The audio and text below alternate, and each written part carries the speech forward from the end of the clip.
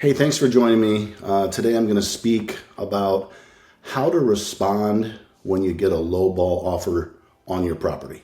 Getting a lowball offer often feels like getting punched right in the gut, right? But before you reject it completely, let's talk some strategy.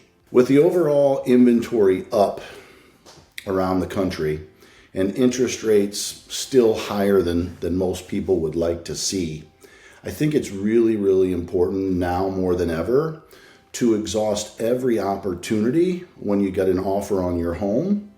You might be pleasantly surprised what happens when you do. I have just the plan to help you. Let's go through the 3 steps. Step 1, before you react to the buyer, you and your agent should get together and check the recent comparables on your home.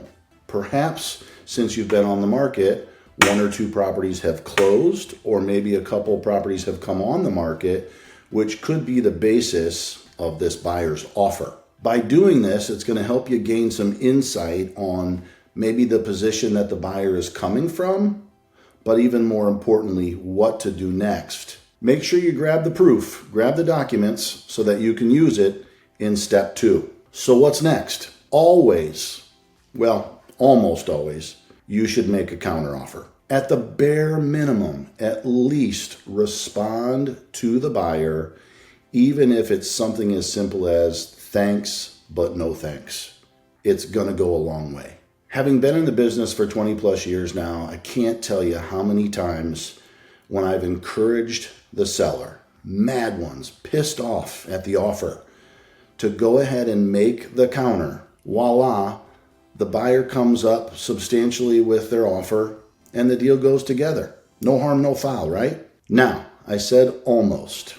There are times when it's just not advantageous, in my opinion, to make a counter. If the offer is so ridiculously obnoxious, not necessarily just in price, but overall terms, when you make a counter in that particular instance, you might be negotiating against yourself, and that isn't going to do you any good.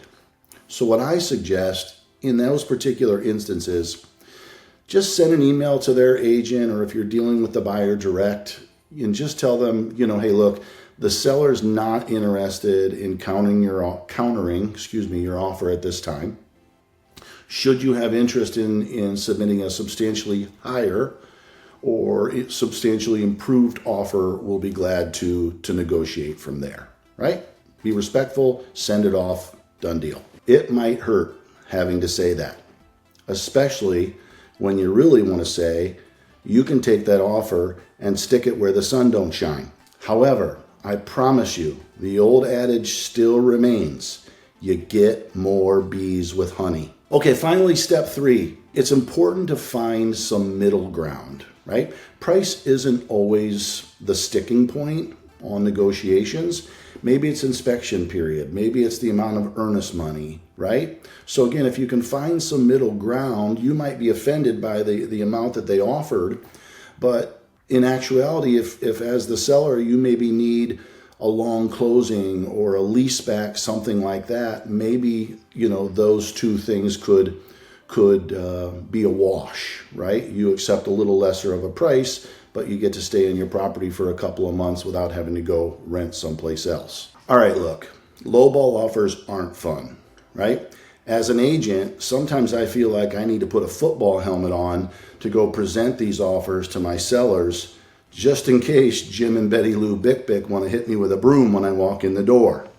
But I gotta encourage you, make a counter, do it respectfully, and you might be pleasantly surprised that the deal comes together after some further negotiation. That's all I've got for today. I want to thank you again for watching, and remember, only the sunset covers Southwest Florida better.